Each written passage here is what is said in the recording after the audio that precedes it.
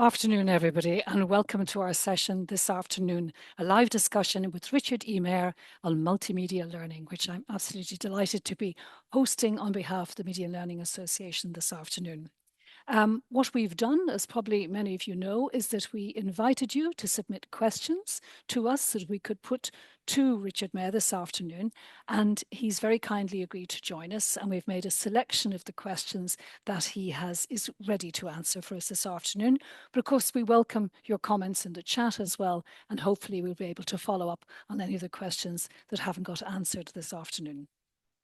Just so you know, in terms of sort of housekeeping rules for us in one of our sessions, as we normally have, you're very welcome to adjust your name to indicate where you're joining us from. Thank you very much, Andre. I see you're in the University of Groningen. It's always nice for us to have an idea of where people are and where they're joining us from. So please feel free to do that. You're also very welcome, of course, we will be making a recording of the session, which is available to everybody who's registered for the session this afternoon.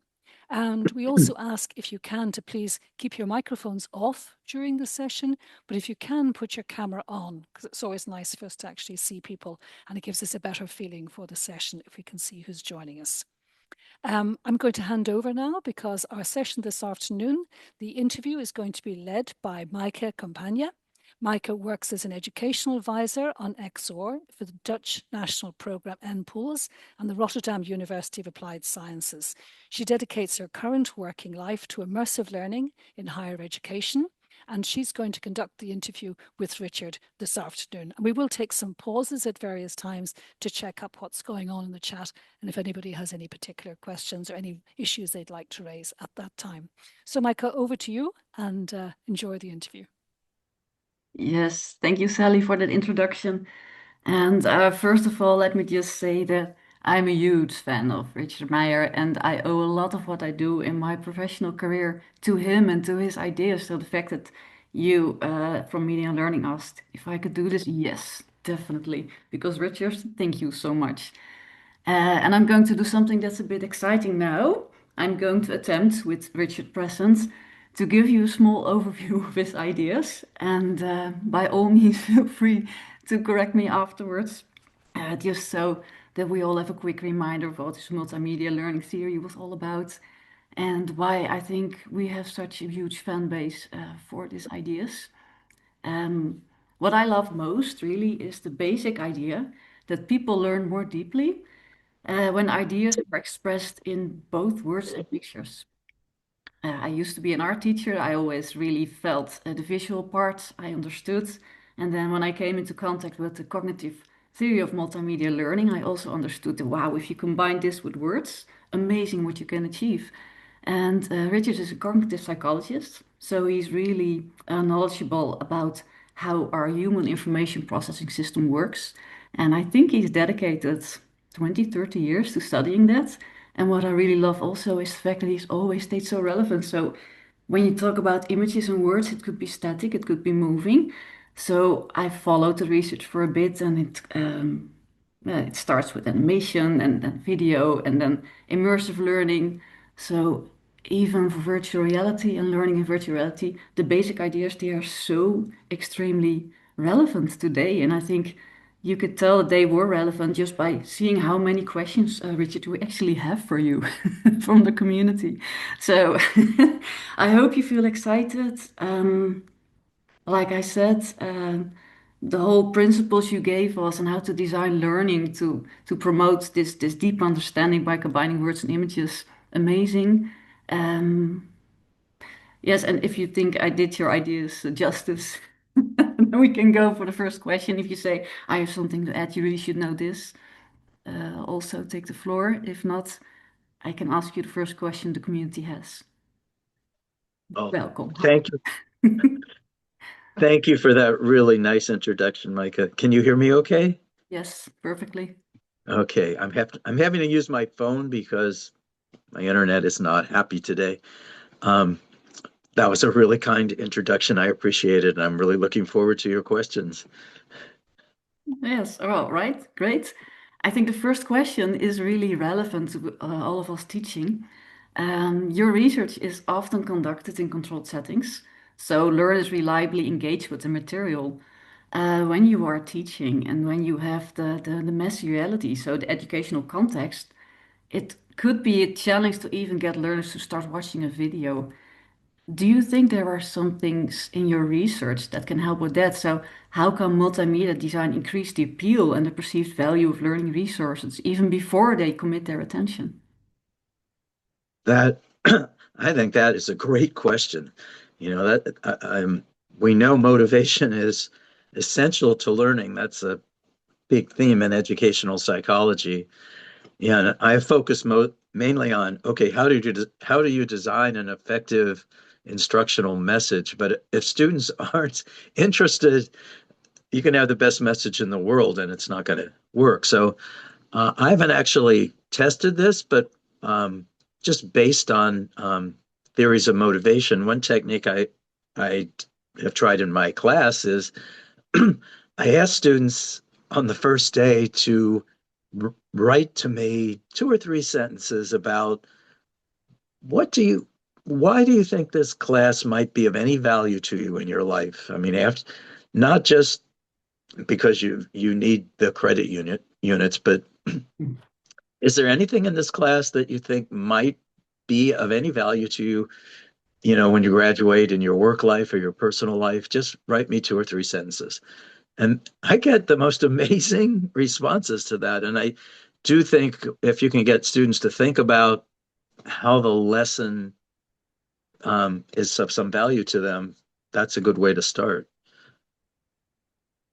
Yeah, thank you. So, I think this kind of almost naturally follows this question. The second question is about educational storytelling.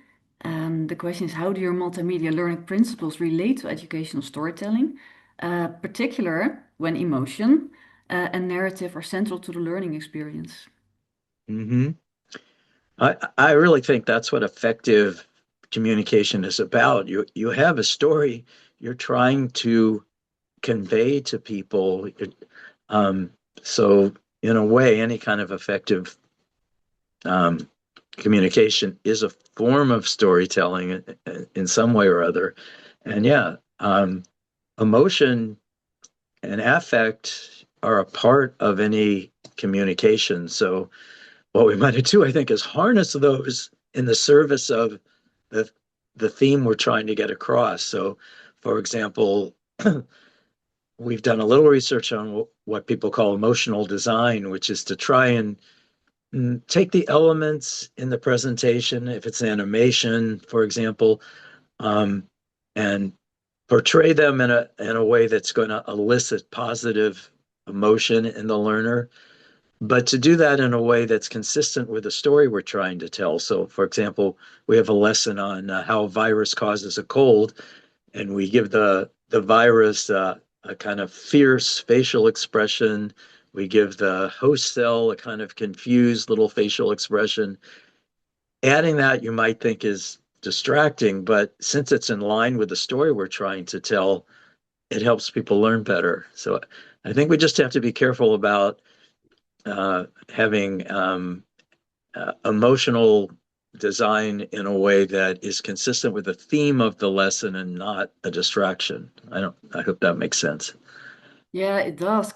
I remember reaching out to you at one point and saying, would you be okay for me if I make a comic out of your teaching? And turned that into a learning material. And that was, I think, a really fun experiment because I took 12 pages of your work and I think I deleted about a third of the verbal messages and still got the message across. And you told me at that point that this might be emotional design. Yes, that was amazing. I really enjoyed what you created. Yeah, and I think it's emotional design because yeah, I was portraying you as a person and you were trying to speak to the reader directly and Yes, trying to get them to yeah, to have some kind of conversation inside themselves with the educational material. So yeah. that that definitely was a great example. Yeah, nice. So the next question is, do you have practical advice if you want to implement your principles effectively? And then to make it a bit more about the first one, when you have the educational context of being in the field, We are mostly working under time budget or institutional constraints. So, uh, Mhm. what would be your practical advice on that? Well, I think implementing these principles is not costly. I don't think there's a huge expense in doing this. It just has to do with the way we arrange the material on the screen, and I think um, if I were trying, I mean, I have the luxury of doing little lab studies that have lessons that last like 2.5 minutes, and then I give a test. Um, Whether these principles really apply in the real world, I think, is a great question. We have some evidence that they do, but we need more. But to implement them, I would choose a few that seem to be the most impactful. Hmm. See how we can get those to work. Things like, well, coherence, I think, is probably the most important. Just take away extra things from the screen that Hmm. that don't really support the educational goal. Um, Spatial contiguity by if you have printed words, put them next to the part of the graphic they're talking about. Segmenting. If we have something complicated, break it down into smaller parts and progressively add the parts.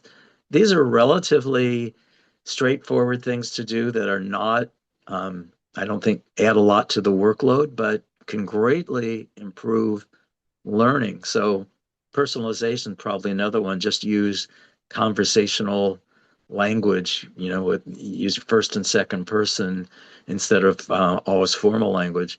So these are straightforward things to do that Yeah. I think can greatly improve the impact of an instructional message. Yeah, they sound like quick wins that are relatively easy, like you said, to implement. Yes. I would not recommend creating comics. I think it took me 80 hours or so. So that's not very practical at all. All right. Something that we do a lot more, and this is the last question for the first section, is most of us still use traditional slide-based presentations, PowerPoint. Do you think that these are still relevant and effective as a learning tool, especially since we now have AI and generative media? Yeah, that's also a great question. Just because we have new cutting edge technology doesn't necessarily mean the old technologies have no value. I personally love to read books, and that's a very old technology. So, um, an interesting thing about PowerPoint presentations is most of them are not maybe designed as well as we would like. So we're kind of used to maybe thinking that PowerPoint presentations might not be the best way to do things because we've seen so many, poor presentations. Mm. But I think a well-designed PowerPoint presentation can be very effective in as an instructional tool. I know, for example, we've done a lot of studies comparing learning in virtual reality, which is very costly to put together, Hmm. versus having the same material in a PowerPoint presentation. And to our chagrin, people learn better from the PowerPoint presentation than from our great virtual reality experience. So I um, I still think there might be some value in learning in VR, but that does tell me, yeah, I still think Hmm. there's a place for PowerPoint slideshow Yeah, presentations. yeah. It should be worth the investment of time and effort, I think, definitely. All right. And I took a quick look at the chat and I think I saw something in there about VR. Sally? There's a couple of questions have come in so far. So I'm going to suggest, Dom, I see your question coming in about immersion. We're going to come back to that a little bit later. So we'll hold that if you don't mind. And Nina, also the question about AI learning. We've kind of dedicated a block a little bit later to that. But maybe the one question that we don't have that we're addressing specifically today, which has come in, is from Mike Wald. And he says that most of your research, Richard, has been with people who did not have disabilities. And he just wondered about applying the principles to people who have diverse disabilities. So if you could just give us a quick response on that, that'd be great. Thank you very much. Sure, thank you, Sally. I think that is a great question. Um, it's important to look at individual differences and how these principles apply to different kinds of learners. Um, we haven't specifically looked at people with disabilities, but I do think that's a really important research area. The two main individual difference dimensions that our research has focused on are prior knowledge. So looking at, do the principles apply equally well to, let's say, high prior knowledge learners and low prior knowledge learners. And most of these principles have their biggest impact with learners who don't know much about the topic, who are kind of beginners, so low prior knowledge learners. They need this kind of support. High prior knowledge learners often, not often, but sometimes can manage without the support. But it helps everybody, so might as well put it in. We've also looked at executive function and particularly memory control, control of your attention, because this is also a huge issue for a lot of learners. If you have trouble focusing, maintaining your focus, avoiding mind wandering, then you need a little more support maybe with instructional materials, especially online materials. Um, so we have been looking at how we can put in supports, especially with media, like virtual reality or even fast-paced animations that will help students with attentional control issues. So those are kind of the two areas we've looked at. I think we put students who have attentional problems at a disadvantage when we put them in a distracting environment like virtual reality. So we have to put features into the VR lessons that will help them maintain their focus. Compensate. Yeah.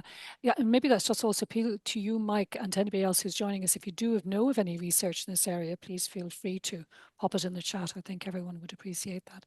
So thank you very much. Back to you, Micah, then for the next set. All right. Yeah, we are moving on to immersion.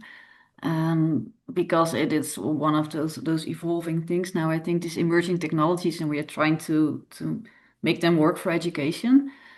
And in the Netherlands, you even have a small, of a rather large national-wide funded program to look into XR for learning. And we find that with the community, there are also a lot of questions about it. So the first question is, you have increasingly explored effective and emotional aspects of multimedia design. How can designers balance emotional engagement with cognitive clarity? Well, not much about immersion, we will get to that next one, but so how can you balance your emotional engagement with your cognitive clarity?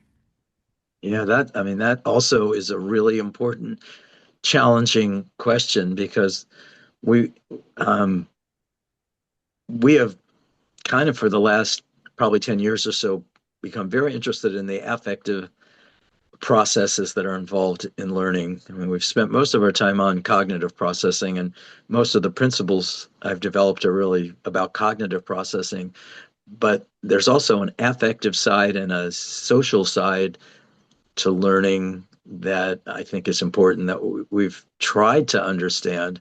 So I think if we want to kind of tap into the affective side of things, I think we need to kind of focus on kind of what I was saying about emotional design. Um, Target the core content that we want people to learn, have kind of the emotional reaction to that. So like the virus causing a cold example that I gave, that's a way to try to balance the emotional side of things with the cognitive side. Kind of want to design things so that the kind of emotional arousing part of the lesson is in sync with the theme of the lesson. Yeah, and then it helps the learner to get motivated to actually get to the academic core of what you're trying to tell them. Exactly. So is emotion as a vehicle, can I say that? Or as a Yeah. motivator? Yeah. I think so. We're hoping we have a little model where the idea is that if we can kind of prime a positive positive affect in learners that might cause them to feel like the instructor cares about them and that they want to try harder to understand what the instructor is saying. So I Hmm. think at that level, we kind of have like a chain of events.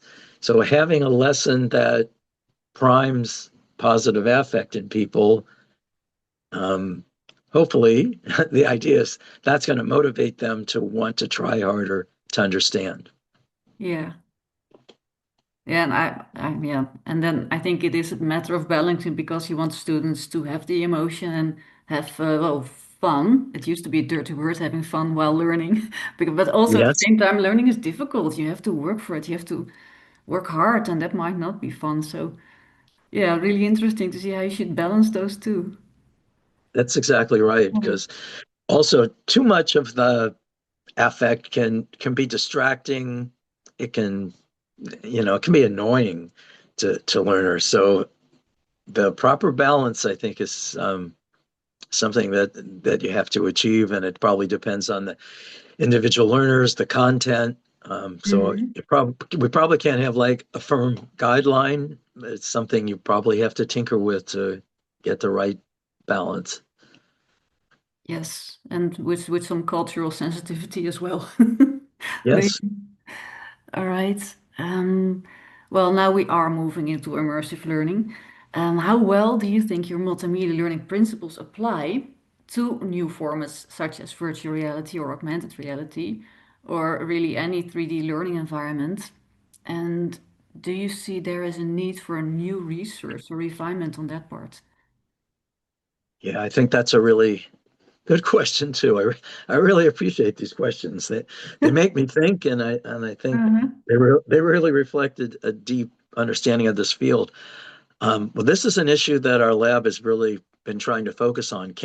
Can we apply these principles that have been developed mainly with mm, uh, more traditional media? Can we apply those to learning with new media like virtual reality? Um, and so far we have found, um, yes, to some extent, some of them you'll have to adjust a little bit. But I do think, yeah, most of them apply. For example, we had a lesson on, mm, uh, well, it's kind of a chemistry lesson involving serial dilution. You have to um, use test tubes. You have to take liquid and move it from one test tube to another and make concentrations in virtual reality. If we give people, so we tried the pre-training principle. If we give people experience with the actual concrete objects they're going to learn about in VR before the lesson, so they can actually see the materials they're going to be working with in VR, that helps them because in VR, it's still not a perfect replication of reality. So this allows them to use their prior knowledge about these concrete objects when they're in VR. So Mhm. that's an example of pre-training, which was helpful. Mm, Some of the other principles, like stopping the lesson and asking people a lot of questions, we didn't find that was effective because it just disrupted the experience too much, I think. So we've Yeah. got we've got some work to do there, but I do think the same principles should apply because we're working with the same human brain, the same information processing system. So things should work the same. In general, should work the same way. Yeah. Yeah, I think with using this technology, you also have to have kind of an onboarding for the technology itself. And then you have to get into the learning material. And then I think maybe the psychological presence is so high that when you interrupt the learning action, the learning activity taking place as a teacher, maybe that does also does some additional damage to the learning. I'm just thinking out loud here because you take them out of this psychological reality that they are in, this different world. That's right, and also just the mechanics of um, taking off your headset and then having to put it back on. Mhm. That kind of disrupts the whole process too. Yeah, I think in the Netherlands we use it for skill training. And that seems to Yeah, work, but also as never as a replacement of the actual experience of doing it in the real world, but as pre-training itself. that's right. That's another thing to look at VR. What are the niche uses for VR? Because Mhm. um, people we can't have all our lessons in VR. People, that's just not going to work. So we just have to figure out what are the best ways to use it. Yeah, What is it good for? yeah. And not everybody can do VR. I think there are some rare eye diseases, etc., that will certain students will never be able to learn in that type of environment. So when it comes to Although accessibility, most of our participants don't want to leave. They they want to keep. So it's very appealing, at least right now, because I think it is so new, and for a lot of uh-huh. our participants, it's the first time they've been in VR. They think it's an amazing experience. Yeah, So, but that can be kind of distracting. So I think they might be distracted by the wow factor. yeah, Um, so that we have to kind of I think maybe as you get more experience, that issue will go away. But yeah. right now, right But now it's a new technology. yeah, and maybe you can use the wow factor to get them into the really difficult stuff. So Yes. amazing VR now learn. Yeah. All right.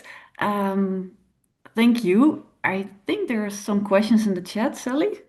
There are indeed, and in fact, and I'd love to, even if people would like to react like Dom in terms of the principles question, applying them to VR, please, or immersion, please feel free to put your comments into the chat. There's been a bit of a side discussion about PowerPoints, which is interesting.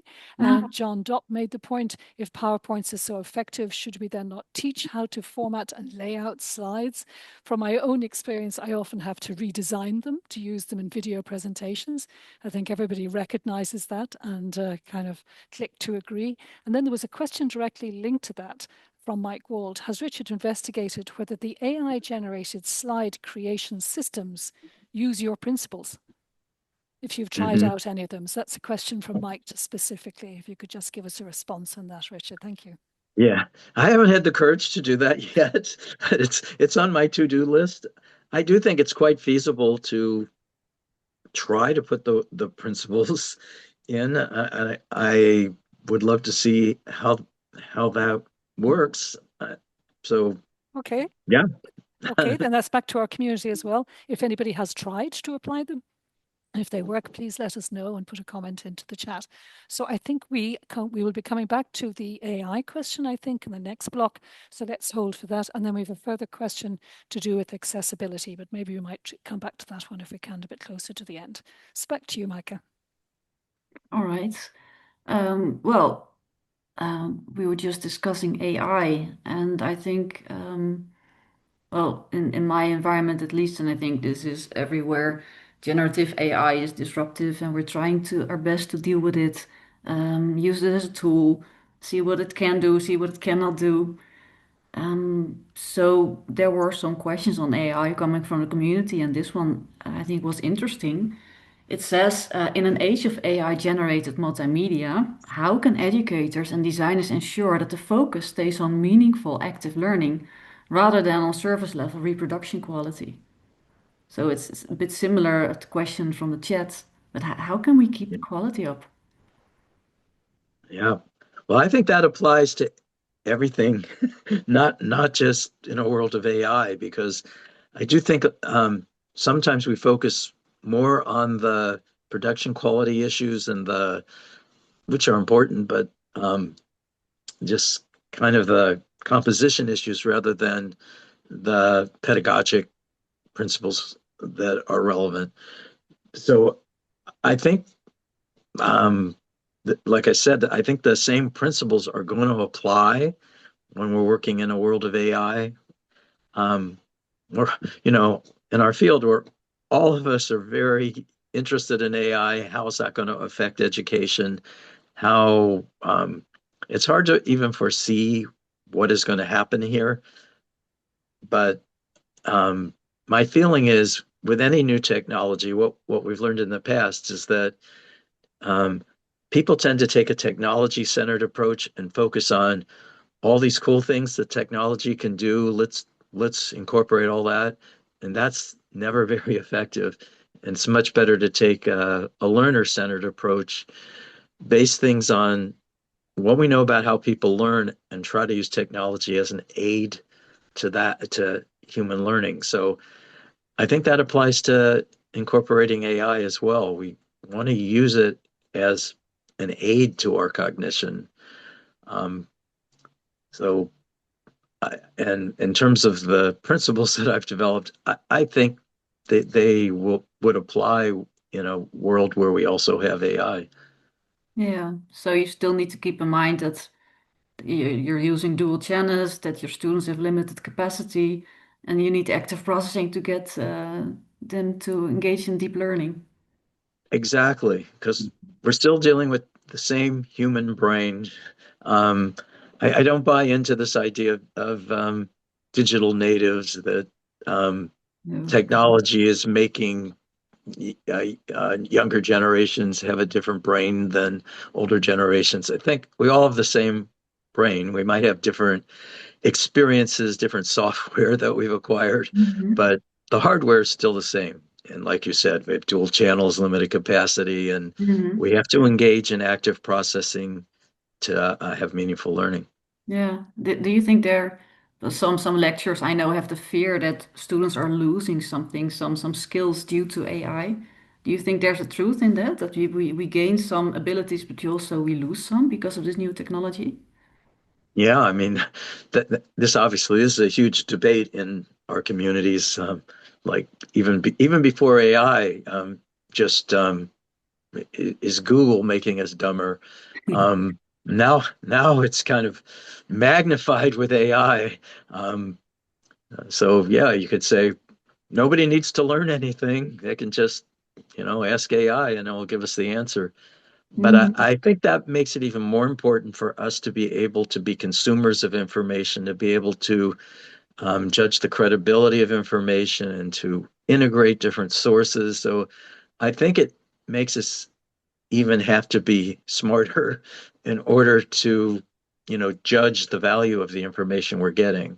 So it probably does mean we have to work on helping students become better consumers of information so they can judge the credibility, so they can look at multiple sources, things like that.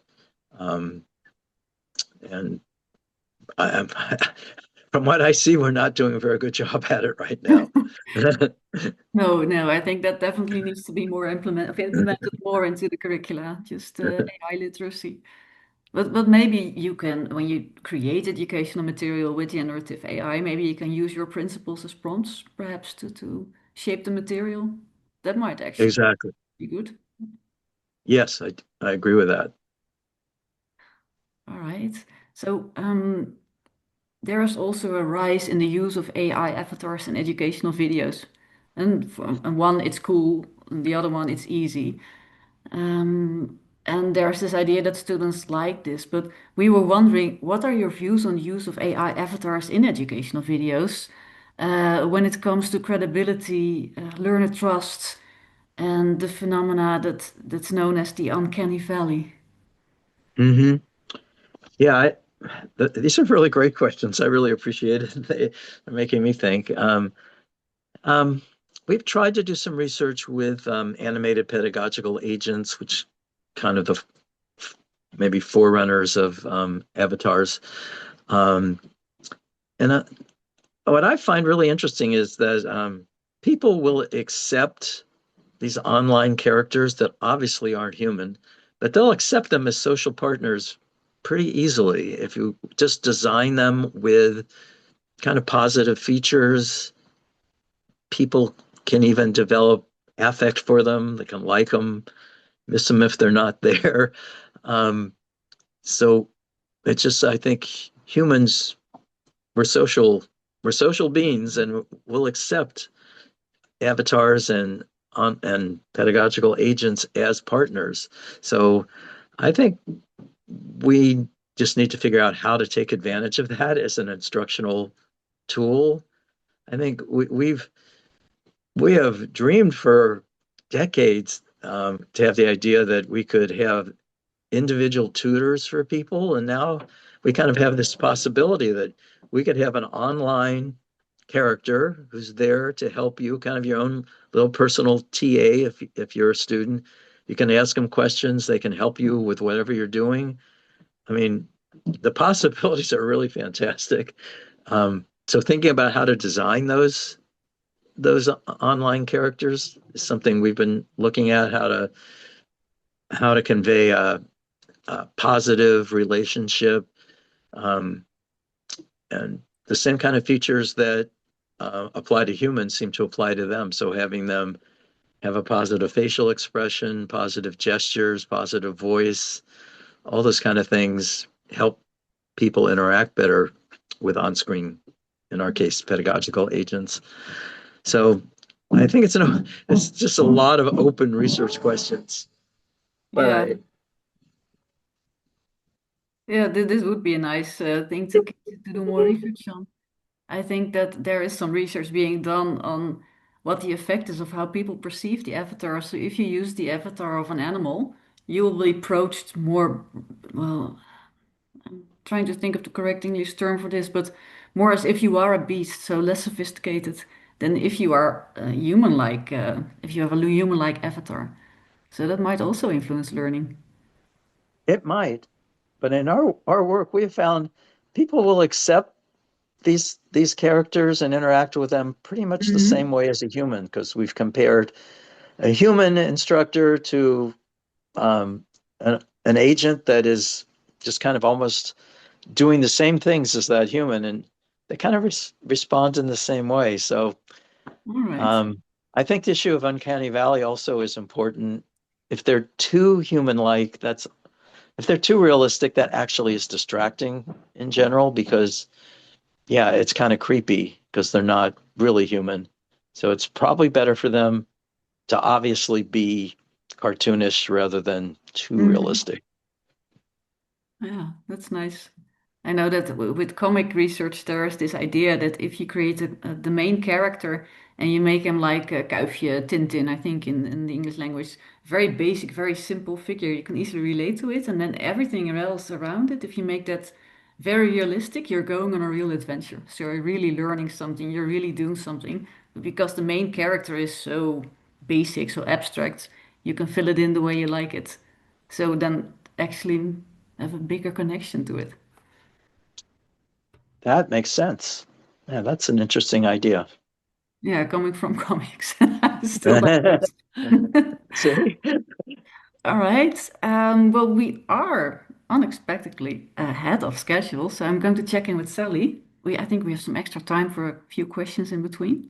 Sure, absolutely. And several interesting comments from John, for example, talking about the design of modern operating system, also how the mechanics and how the computer works. The digital natives don't know where their files are. So that was a response to whether people are different, digital natives or not. And Mike Wall talking about Microsoft's Office Assistant Clipit was discontinued due to user feedback. Don't know whether the user feedback, whether that was to do with an avatar type question or whether it was to do with the presence of the of Clipit. Not sure what that comes to, but this is from Greet, and I think this is really a real researcher question. So, Richard, this one's definitely for you. In our work on video-based demonstrations for psychomotor nursing skills, we found that some design effects were difficult to detect for simpler tasks, for example, hand disinfection, likely due to ceiling effects. From a CTML perspective, how should researchers balance ecological validity with measurement precision when studying multimedia design features? Wow, that Yeah, um I feel like I there's should a be showing you the question as well too, because it's there- quite detailed. there's a lot there's a lot in that question. Yeah. Let's see. Maybe give me that last part again. Okay, no problem. From a CTL perspective, how should researchers balance ecological validity with measurement precision when studying multimedia design features? So, Yeah. ecological validity, measurement I think precision. yeah, I think ecological validity is something we think a lot about in our lab because um, we don't have a lot of ecological validity when you do a lab study. So, I mean, we can come up with these principles and replicate them many times in a lab, but we need to also see how they actually work with real learners in a real learning situation. So I Yeah. think that the feedback that you all can give me is really helpful. Yeah. We've done some studies in the real world. We did one in a medical school, implementing our principles in a PowerPoint lesson. They use they use PowerPoint lessons in medical school, which I find interesting. They have so Yeah. much technology, but that's what they use. Um, and it was helpful for medical students. So I feel okay. That's one place where it sort of worked. Um, but I think that is a place where we need better understanding of um, how things work in a real learning situation. And in terms of measurement accuracy, that's to me kind of a different issue. That's always the hardest part for me of research is how do you assess what people have learned? How do you assess their processing of the information? We have a really hard time assessing their processing. Giving surveys is what people usually do, but that might not be the best indicator of what's going on in people's minds as they're learning. So, but I'm hoping maybe my colleagues in my department who do cognitive neuroscience can help me um, maybe develop ways of assessing people's cognitive and affective processing while they're learning. And then in terms of measuring learning outcomes, yeah, Yeah. that to me that's always the hardest part of any study is how do you Yeah. assess meaningful learning? So I try to Mm. focus on transfer kinds of tasks because that's a measure of understanding, but Mm. designing effective, I mean, reliable test is for me the hardest part. I have to say thank you because I think that kind of reinforces for so many of us what the difficulties here are in terms of really hard measurement. And I suppose the question goes back to you, Greet, as well. How are you managing? So the question is, are you able to find that balance with ecological validity and measurement precision? So if you wanted to put a couple of comments in to that effect, Greet, into the chat, I think we'd be delighted to see it. And Dominic, thank you for Clipit.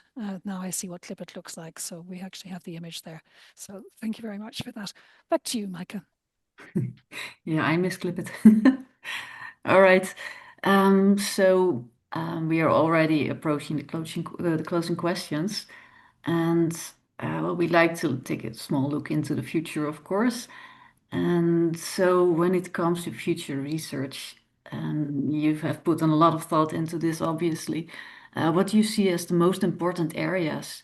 And are there potential new principles that you might be exploring at the moment? Yes.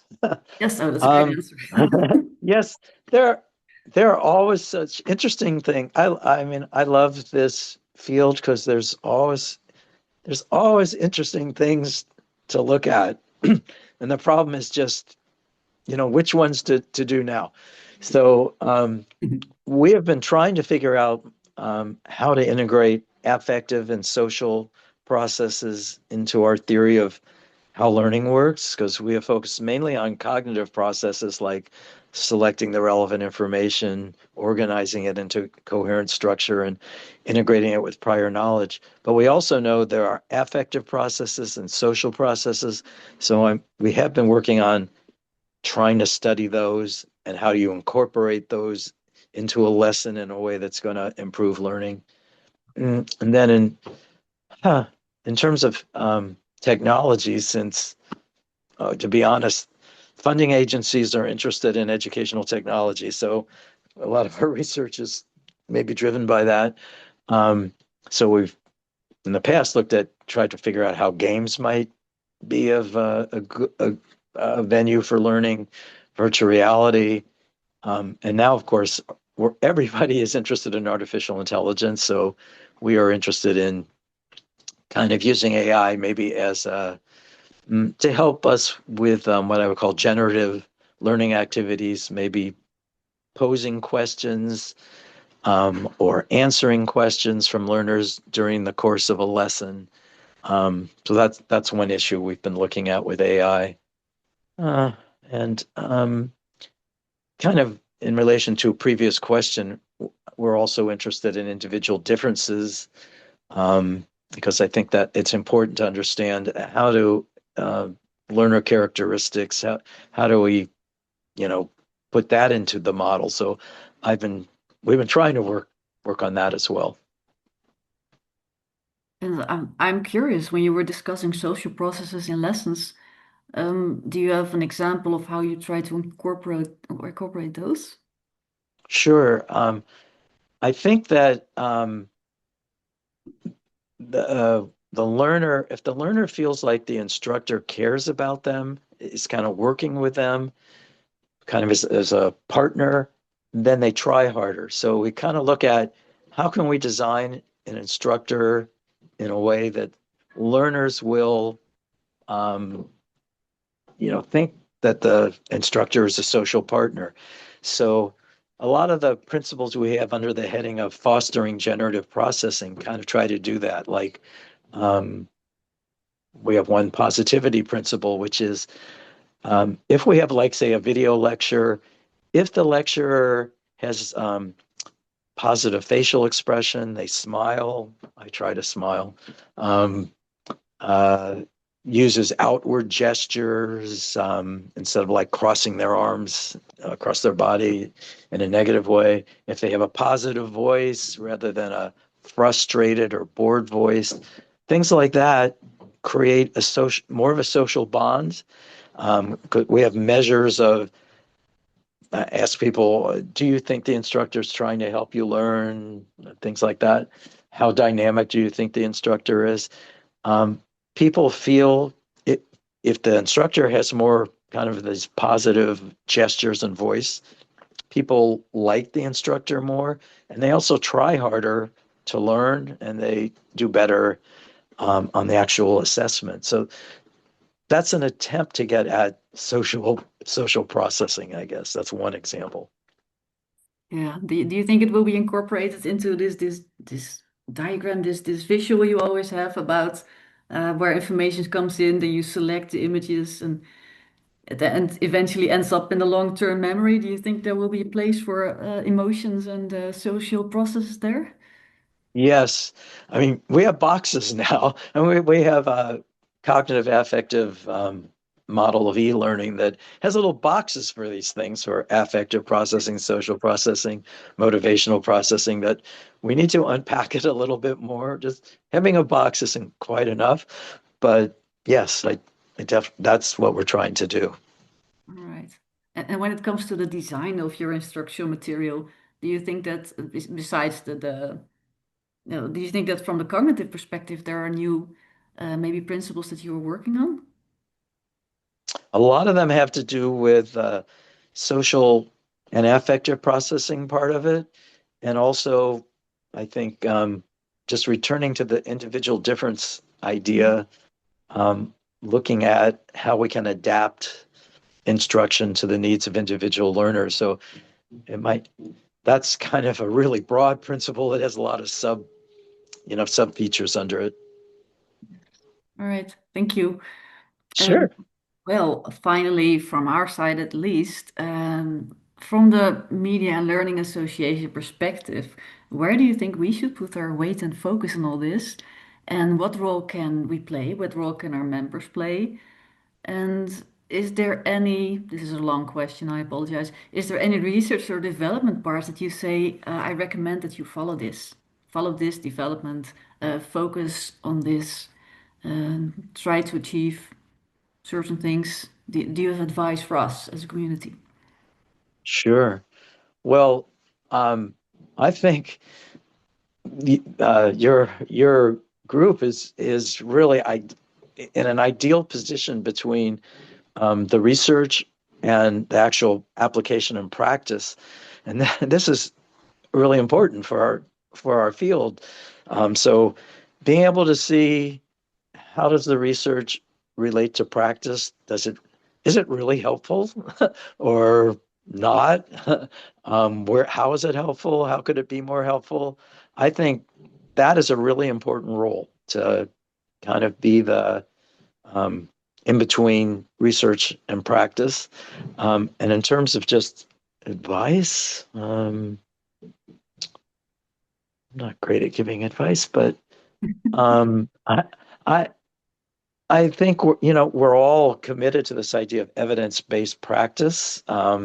So I think it's great. This is what your organization is really doing. You're looking at the research evidence and seeing how that can be applied. So I think just maintaining this focused on evidence-based practice and really your organization is kind of an example of how that should work for everybody else. I don't see it so much in K-12 education. Um, we talk about it in K-12 education, but sometimes I don't really see it there. Hmm. So the having examples of how evidence-based practice might work, I think is really important. Mm. Hmm. Is there in the US an organization that's similar to media and learning, do you think? Oh yeah, I think there are organizations that try to do that. Hmm. So, um, you know, the associations in the US think they're international. So they, they think they're international associations. So, but yeah, um, We have US members with media and learning as well. Indeed. so like AECT, maybe, Mm. yeah, there are quite a few that I think Yeah. try to do this. All right, yeah, just curious. And also, uh, when more particular researchers to follow, I personally like Guido Macrensky because he did something on the immersion principle and he tries to create an overview of what you can achieve with, for instance, virtual reality or immersive learning. And do you have more interesting collaborations that you did with researchers that we might be interested in? Sure, I'd love to do collaborations with researchers. It's what keeps me going and keeps my lab going, gives us new ideas to think about. So yeah, I really have appreciated my opportunity to work with Guido Makransky. We've had a great collaboration. He likes to come to Santa Barbara, so he's been here quite a few times, and we've gotten a chance to work together, and his students also. So um, I have a lot of international collaborations like that I really appreciate. I don't have that many colleagues really here at UCSB who care about the research I'm doing. So um, I love having the opportunity to collaborate with people around the world. All right. Micah, Um, could we get a couple of fast things in? Would that be okay? Sure. Thank you very much. First of all, just to say to you, Richard, just from Greece, just say thank you for the assurance. Measuring learning outcomes is one of the challenging of educational research. In our study, detecting small design-related effects, in this case, differences between first and third person video perspectives to learn a nursing skill would have required substantially larger samples. So just to say thank you for the reassurance that this is common. And then there were a couple of very short, quick questions. I just wondered if you could respond. Mike Walt wants to know, has Richard looked at the use of emoticons to include emotional affective aspects to text? Emoticons? Yeah, that's a great idea. I haven't really looked at that, but yeah, I Okay. think that's a really an intriguing idea. Yeah, I'd like to think about that. Um, They could be Okay. just distractors. They could be seductive details, or they Yeah. could be something that causes a little bit of more positive affect. Okay. So good idea. Thanks very much, Mike. And then Jana from University of Vienna wants to say, can I also find these indicators of good social partner that you just mentioned, smiling, etc., in your research? So can she find that back in your research? Indicators of good social partners. Do you think Yeah, could you point her to something? we use mostly the API agent. What's that called? We use this instrument called the API that was developed by Amy Baylor. Um, and it was really originally designed to measure people's feelings about on-screen agents, pedagogical agents, but it also applies to humans. Um, and what I like about it is it's kind of measuring your kind of social connection with the instructor. So that's what we usually use. Agent, I forget what the API Okay, stands for. I can give you the we reference if might come you back to you email me. indeed. Jana, we'll find that Mhm. for you and come back to you for that. So thanks very much, Richard. We'll make the connection. And Mike has responded. He said, I've used automatic emotion detection to add emoticons to automatic speech recognition, captioning, transcripts. So he is doing some work Cool. in that himself. And then there was one other I thought we might just have time to get in as well too, from Eric in Norway. What would be the effect when using a Socratic dialogue that allows the learner to identify with one of the agents and have his or her understanding challenged with an increased cognitive activity? Any thoughts on Yeah. that?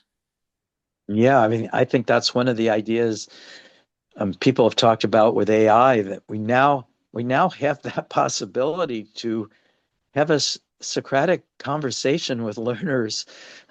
It's very costly to have one-on-one tutoring when you have human tutors, but if we can have AI tutors, we can design those kinds of communications. Um, I mean, we have great possibilities. So um, Yeah. I think there are a lot of great research questions there about how we should design um, that communication. But I'm really excited Mm. about the possibility that we can do this now. Yeah, indeed. Indeed. I think exactly. We'd love to hear people's results and the kind of outputs they're getting. And maybe just the last one from Dominic. Dominic, any thoughts on augmented reality and learning where digital information, of course, is overlaid on the real world? How would this align with or diverge from the principles, do you think? Is that a kind of a completely different world when you do that? Um, Augmented I reality. I think there are a lot of I think there are a lot of possibilities with augmented reality. We have that's something we haven't explored, but I really would.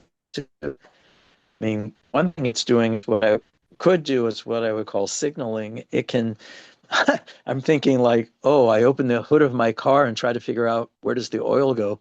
It could like label all the parts of the engine for me. That would be a nice signaling technique. But any kind of a learning situation, I mean, really the opportunities are almost boundless with what we could do with augmented reality. So I think there are just some great opportunities there. I have colleagues who are thinking that it might be a good way for second language learning. So you could kind of see the names of things that are in your environment. But I mean, Mm. I think the possibilities, there's just a lot of great possibilities that need to be studied there.